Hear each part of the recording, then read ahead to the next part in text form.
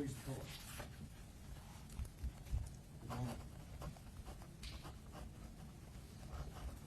Abraham Lincoln said that it is much the duty of government to render prompt justice against itself as it is to render the same against the people.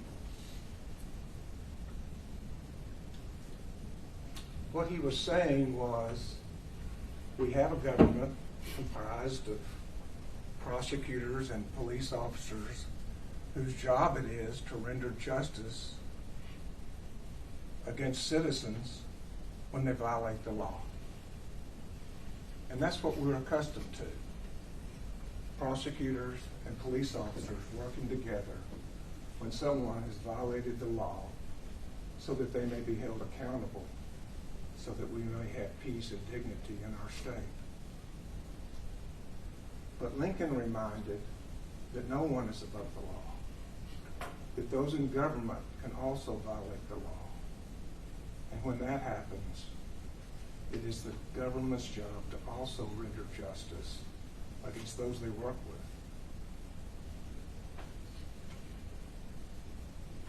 And so on May 24, 2022, when 19 children were slaughtered and 10 others were injured, Texas Rangers from all over the state came to Uvalde, Texas,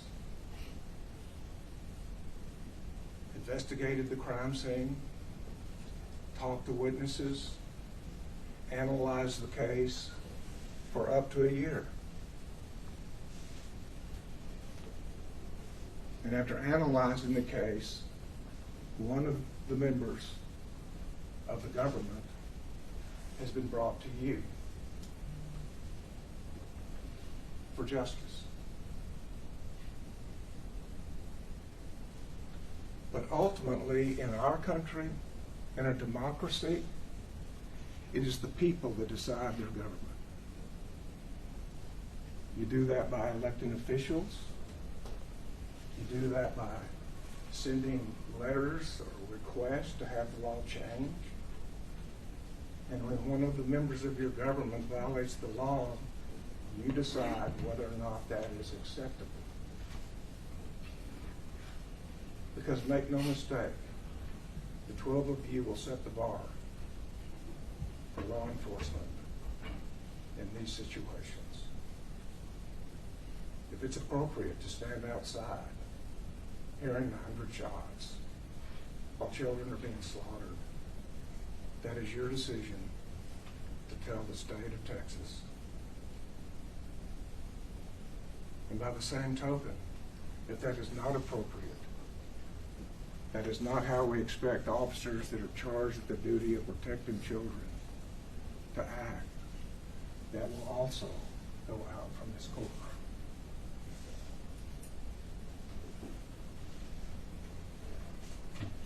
The judge has told you that your oath was to render a true verdict according to the law and according to the facts.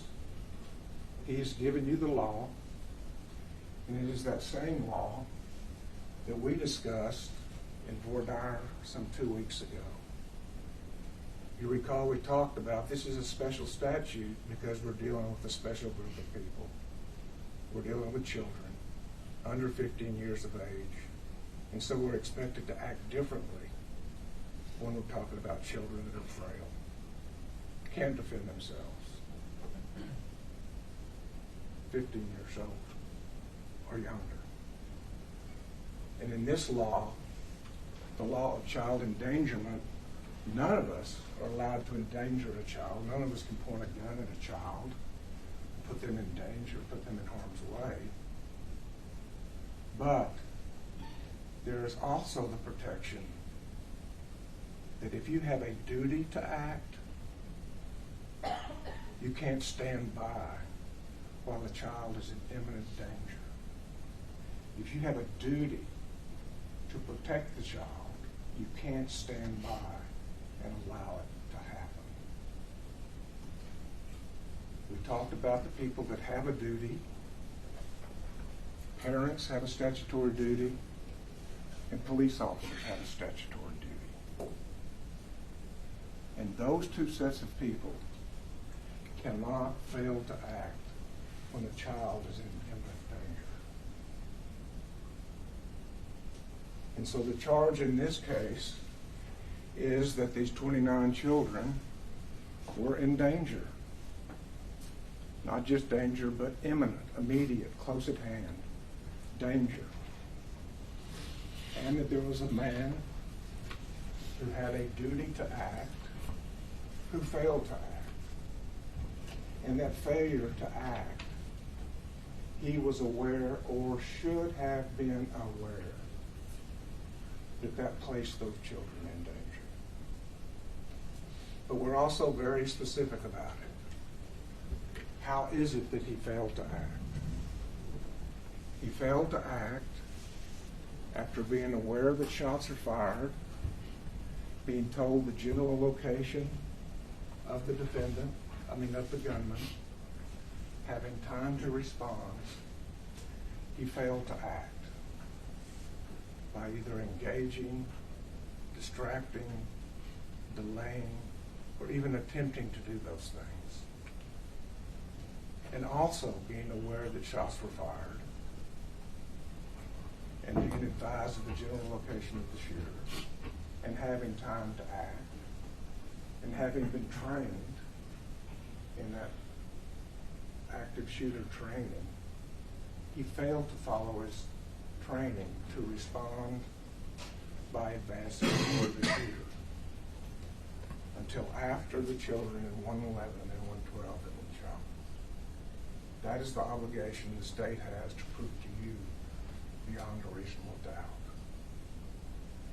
Two other quick mentions of the law that the judge has given you that I'm afraid we may not have discussed in detail on voir dire. The first was that the defendant must engage in a voluntary act.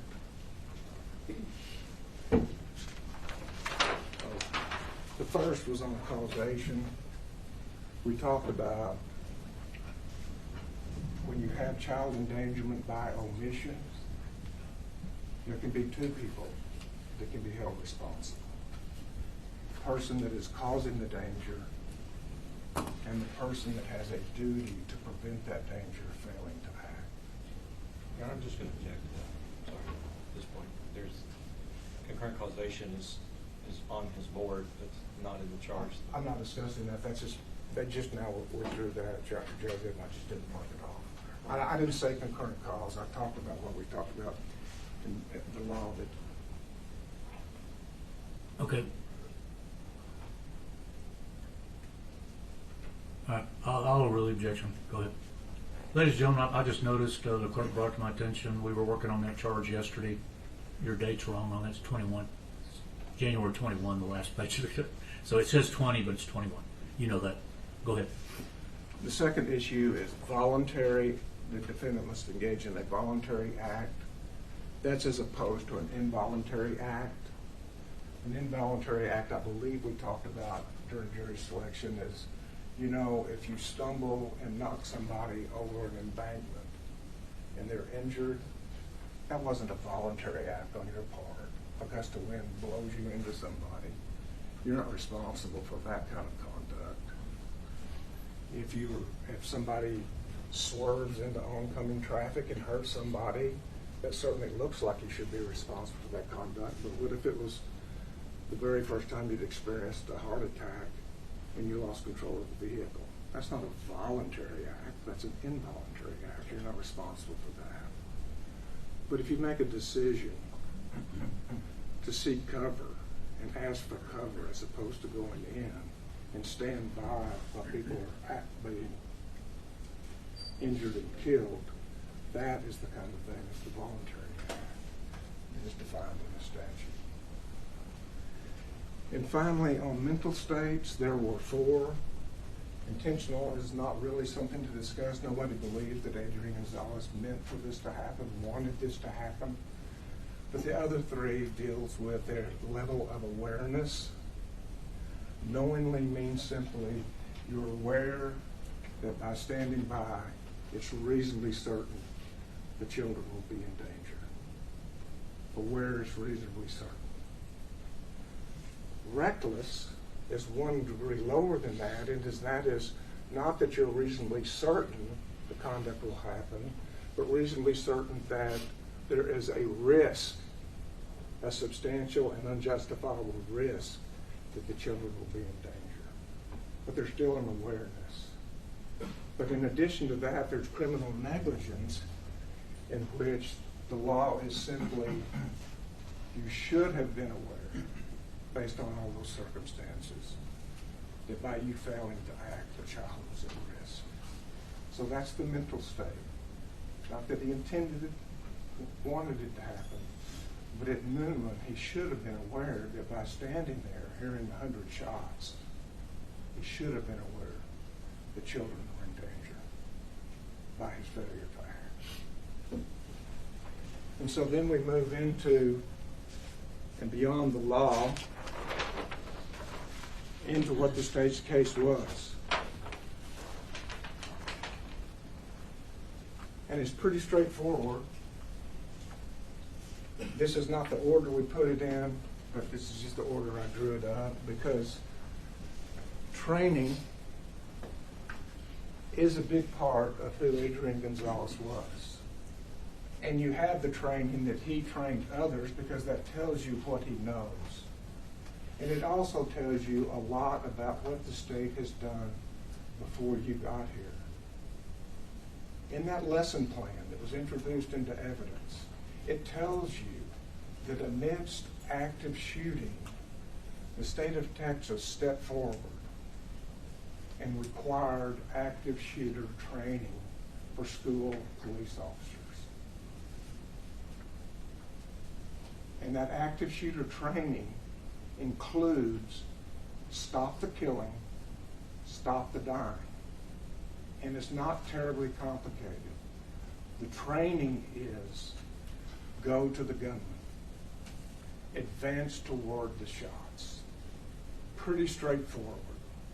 Not complicated, not hard. Go to where the gunfire is. That's what the training is. We brought you evidence that Adrian Gonzales taught the class that said, advance to the gunman, stop the killing, stop the dying. Even if you're the only one there, solo entry, you've got an obligation to go in. Why? Because in our state we have a priority of life. Innocent civilians, their priority of safety is above the police officers. The officer going through this training is aware that the safety of the innocent is above the safety of the police officer. And in Adrian Gonzales' training, he says, the citizens have a right to expect that. And if you're not willing to do it as a first responder, find another career.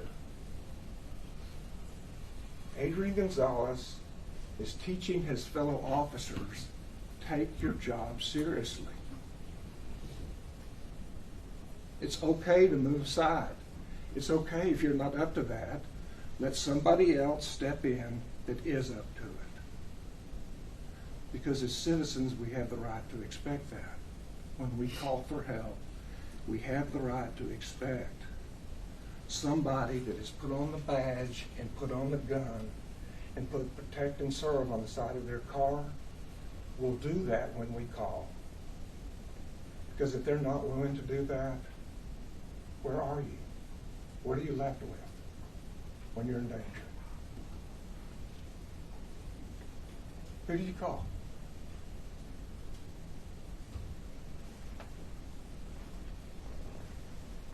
And so Adrian Gonzales, armed with this training, the next thing we spent a considerable amount of time on was the shot count.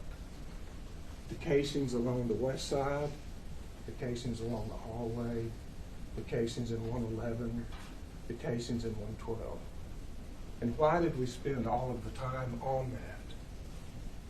Because it's the state's position that each shot was noticed to Adrian Gonzales to advance toward the gunfire. Each shot was important to those 19 children and those 10 survivors. Each shot.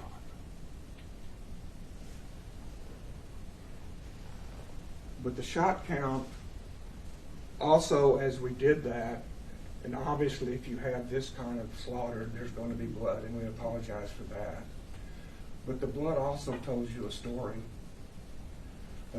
of children engaged in this, doing as they were trained. To hide in the dark, remain quiet, and wait for the police.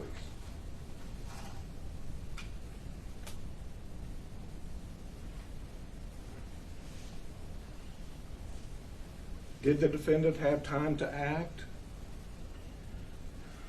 We brought you videos, the funeral home videos, as well as the hallway videos, as well as dispatch,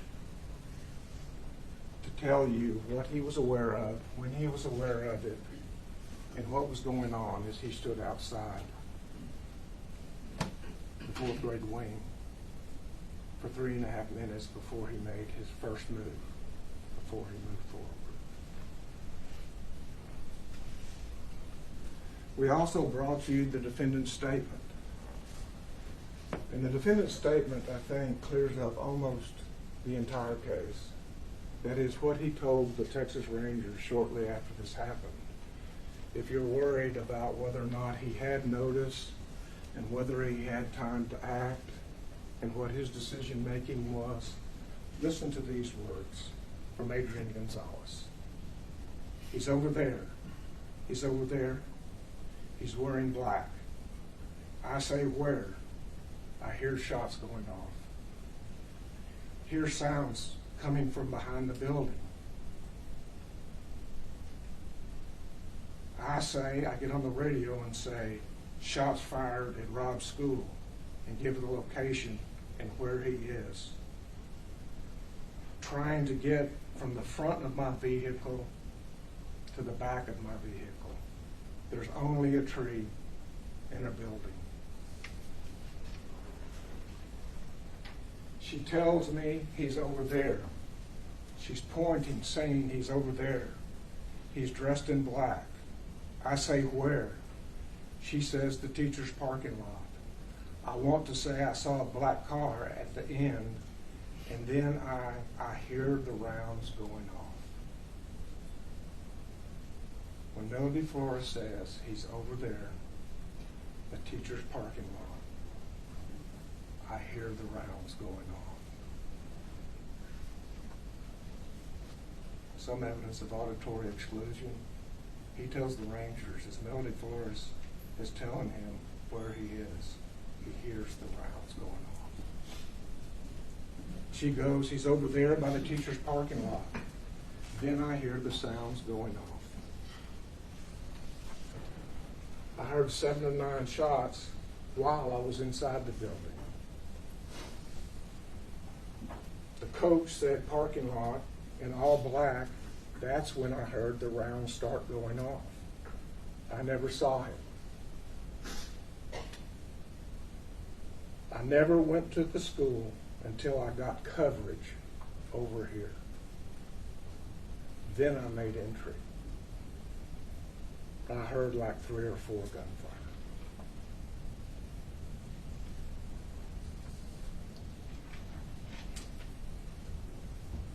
When Pargus was the first one I saw, I told him to come to me for cover because he has a bigger unit. But he deterred and went to the other area. I knew there were kids in the class. That's why we didn't fire and hit the kids.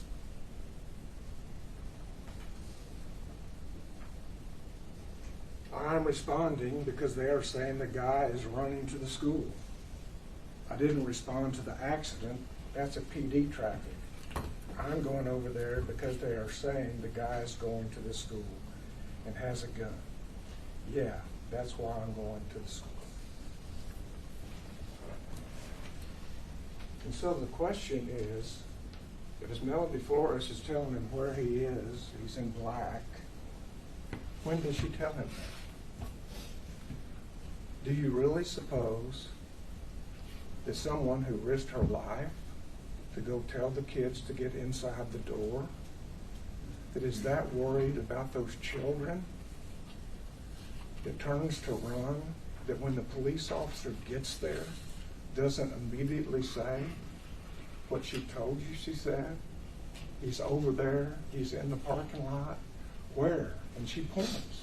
And then says, we've got to get in there. And isn't that consistent with what human beings do? Look at Gilbert Lamons. When he sees children in danger, just as Melody Flores sees kids in danger, what does he start saying? Get in there, get in there, get in there, get in there, get in there. Repeats it over and over and over again because of the urgency of the children being in danger. And Adrian Gonzales decides to go to the back of his car, call Mariano Pargas because he's got a bigger unit, and says, I'm not going in until I get cover.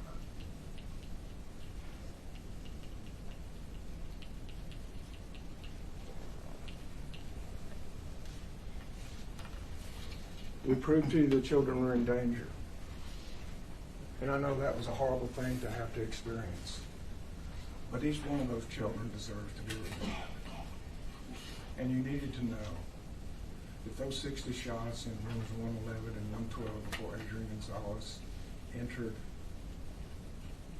those shots ended those kids' lives. This was over before he went in. A whole lot of blame for a whole lot of officers. This was over while he stood outside.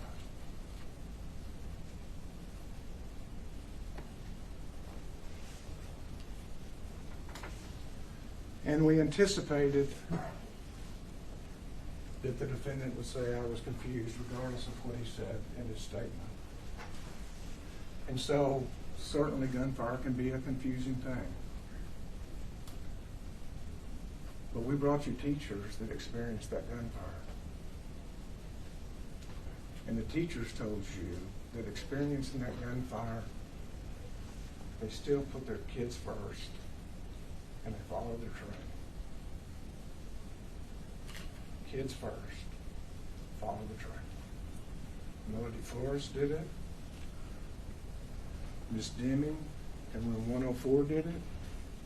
Miss Ogburn in 102 did it. Miss Robin did it with her children. And Mercedes Salas said, not till I get my kids out. You can talk about confusion, but their priorities were where they needed to be. Children first.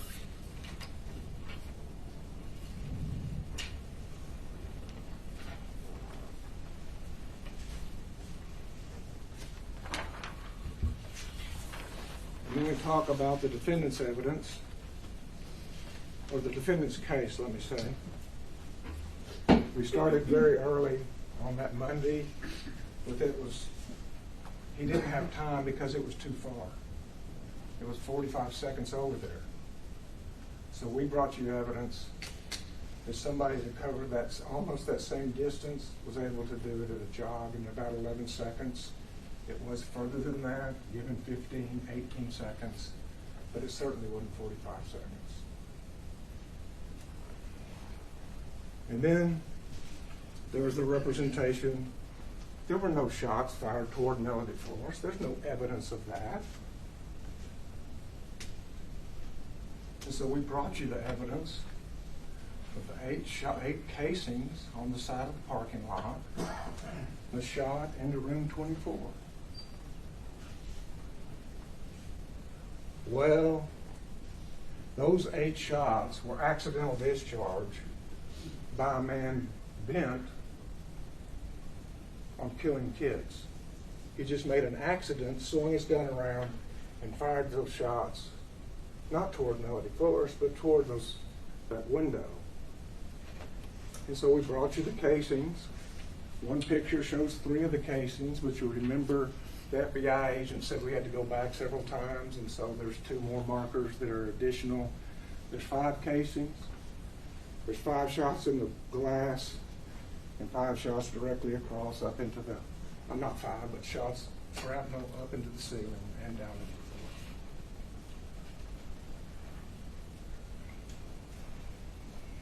So where are those 8 casings being fired?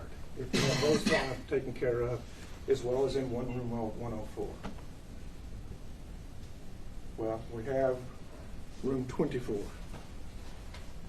And so they tell you, well, that could have come out of room 111. So we brought you evidence that it was circular or almost oblong, saying that's the wrong angle. But more important than that, there's a piece of conduit running up the roof, running up the building. That bullet would have to pass through without leaving a mark.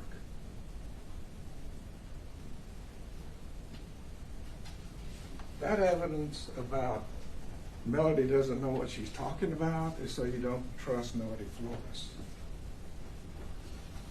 And if you have any hesitancy on Melody Flores, go back to the defendant's statement where he says she told me where he was, what he was wearing, and then I heard the shots. We had a lot of information about slicing a pie and how long that must take. No way you have time. You've got to get over to the side of the building and slice the pie. And you can't do it quick. You have to do it slowly so you don't put yourself in harm's way. There's no evidence Adrian Gonzales got to a point where he could slice the pie. And we had evidence from their expert that said, slice the pie, how about taking a quick peek? You have cover, you have concealment, the gunman can't see you, you just peek around from a safe position. Well, it wasn't really cover. Well, it's not cover from the south side, if the gunman's over there. Adrian can see that way. It's not cover from the west side, if the gunman's over there, he's not over there, which Adrian can see. But it is cover from the northwest side, where the gunman is firing 16 shots. While Melody Flores is telling me he's over there. Echo. Adrian did tell the Rangers that there was an echo.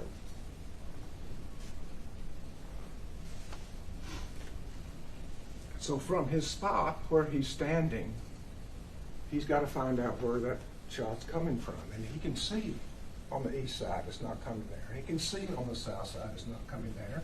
He can see on all directions except behind the building where Melody Flores is telling me he is. That's where it's coming. Not only that, but when Coronado runs up and he hears those shots, within 2 seconds, he's saying, shots fired, get in the building. And Adrian Gonzales knows which building to go to. And Paige knows which building to go to. And they go to the building where the shots are fired and have been firing for 3.5 minutes.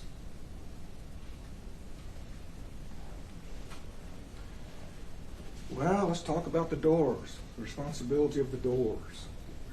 The doors would have slowed him up. Yes, the doors would have slowed him up. He had an AR rifle that penetrates glass. The glass is right next to the doors. He could have weakened that glass within a matter of seconds. It would have slowed him up 2 or 3 seconds to go through that door. You look at rooms 111 and 112 and you see the shots there surrounded around the window.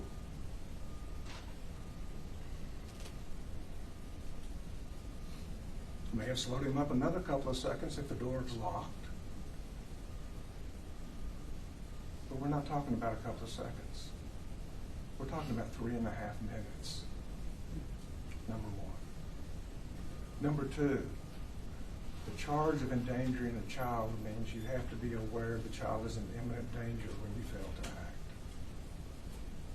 And that failing to act, failing to lock the doors, did not happen as the gunman was firing the guns. The children weren't in imminent danger, immediate, close at hand danger when those doors weren't locked. Their failure to act at that point was not at the point where the children were in imminent danger, nor is there evidence they have a statutory duty to act. And in this case, let me say, there are adults we can be very disappointed in. There can be police officers we're very disappointed in. I don't know how you feel about everybody, all those people. I'm not proud.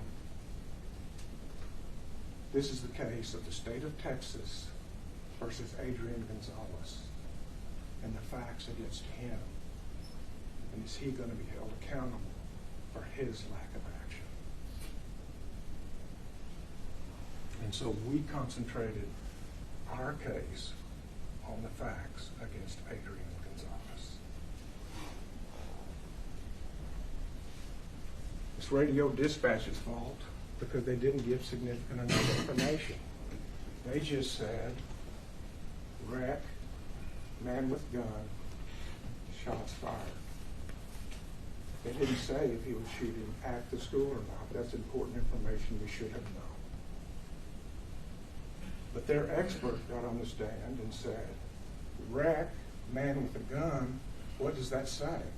Not a lot. A man can be with a gun, but not be all that dangerous. But what about shots fired? His testimony was, then it gets real. What does that mean to a police officer? Shots fired. Then it gets real. Then on your way over there, you got time to know I'm facing somebody where there's shots fired. It reduces the confusion by the preparation. Shots fired. This is real. I've been trained. Shots fired at a school. Not the information in the school. Shots fired. Rob Elementary. Man with a gun. I've been trained. I may have to go in solo.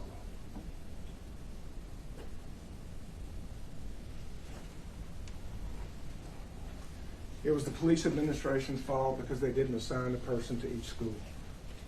I suppose that statement is really, if they had assigned somebody, as long as it wasn't Adrian Gonzales, the outcome would have been different.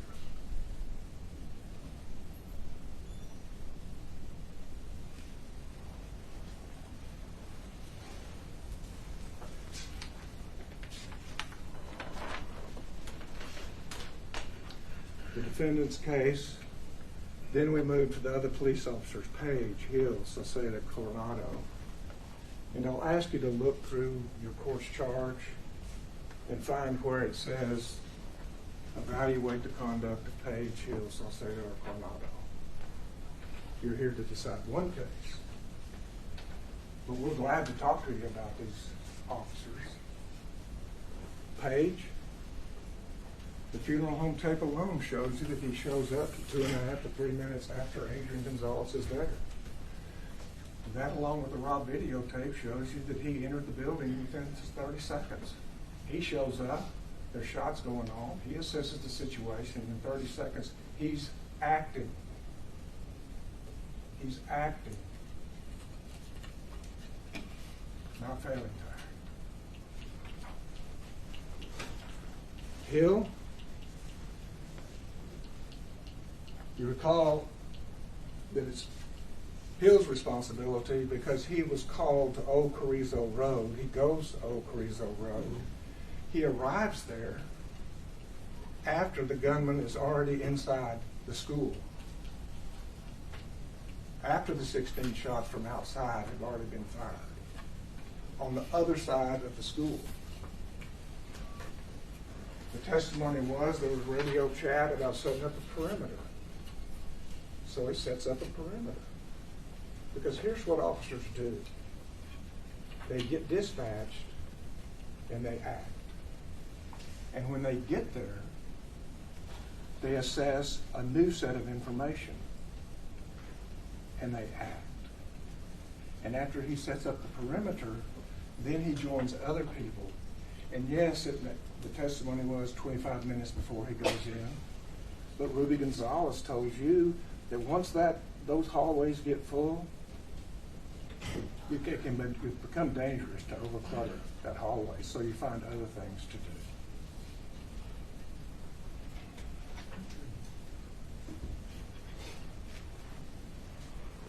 Well, if there's a perimeter, doesn't that count for Adrian too? If Adrian got the call to set up a perimeter and he goes there, so be it. But then you gather additional information. And that is 16 shots being fired outside, 24 shots being fired in the hallway, 60 shots being fired in classrooms, and a teacher saying, he's over there, you got to get him. And you respond after you get the additional information.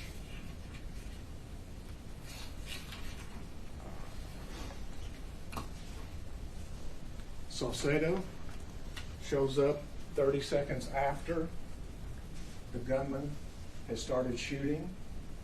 The gunman shooting into the glass, into the classrooms. That's before Salcedo gets there.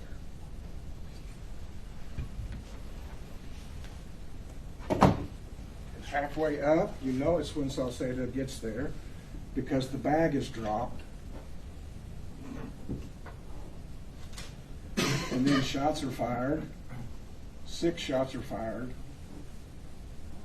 from behind a long row of cars.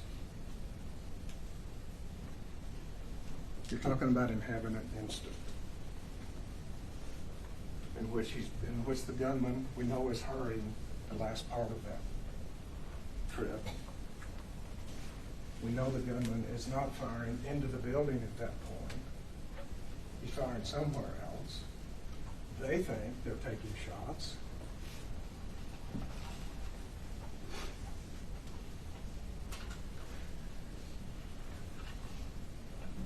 If it's behind the vehicles, there's school classrooms with glass windows. If it's to the south and west, there's a man in dark blue or black.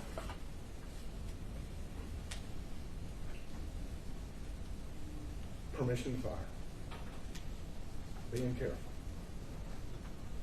And then getting in his car and acting and following his sergeant to the end of the corner where Coronado says, I believe that's Salcedo.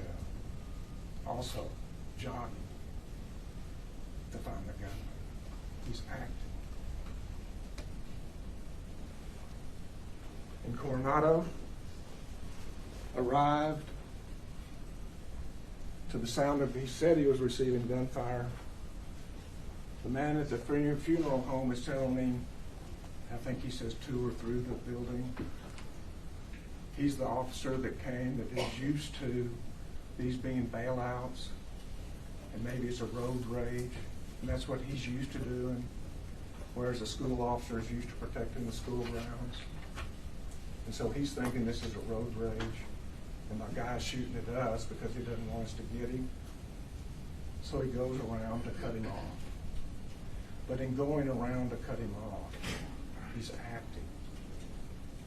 He's acting to stop the shooter. You may not like his decision. You may not be proud of his decision. But he's acting. This is a failure to act case. And you know that he's acting because he jogs. He's looking for the gunman. And when he hears shots fired, he acts within 2 seconds. Get in the building, shots fired, and he goes in. He acts. And then the defense brought you evidence of the challenges that Adrian was facing. We start with tunnel vision. That's the whole issue about whether or not Adrian Gonzales saw the gunman in the parking lot. We have no trouble with the concept that he had tunnel vision and focused on the lady in peach. This charge does not start with Adrian Gonzales arriving at Robb Elementary. The charge starts specifically with, after hearing shots fired, after Melody Flores, witness number 1, which you can conclude now is Melody Flores, told him the general location of the shooter, and then having time to act. That's when the case starts. So he has tunnel vision. Okay. Auditory exclusion. Perhaps he didn't hear the shots.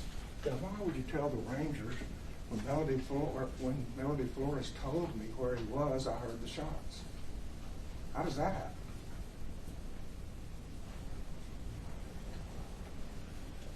This was really complicated. Complicated set of facts I have to decide on. Complication, the training is you hear shots, you go to the gunfire. He heard shots and Melody Flores was pointing where to go to the gunfire. There's nothing complicated about that. He's wearing black. He's over in the teacher's parking lot. Go to the gunfire.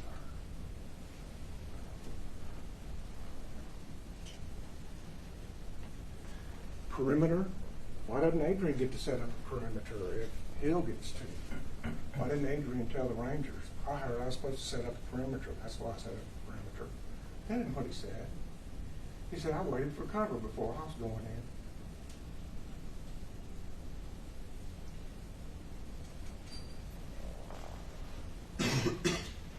And finally, this is the issue of stress. And this is my closing remark. I'm sure you're tired of listening to me. That was a dark day. For 29 families, it was extremely dark, and they still wait justice. And I can't lift that darkness. But I can say this, there were some bright spots. In that stress, teachers put their kids first. In that stress, kids made ways to try to defend each other. In that stress, kids comforted teachers.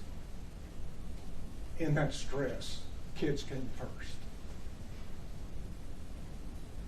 Adrian Gonzales had a duty to put the kids first.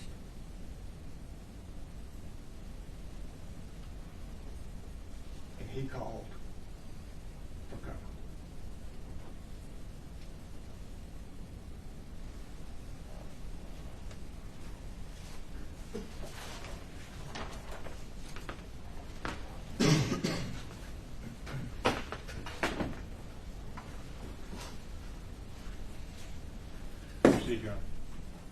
Yes, sir, please.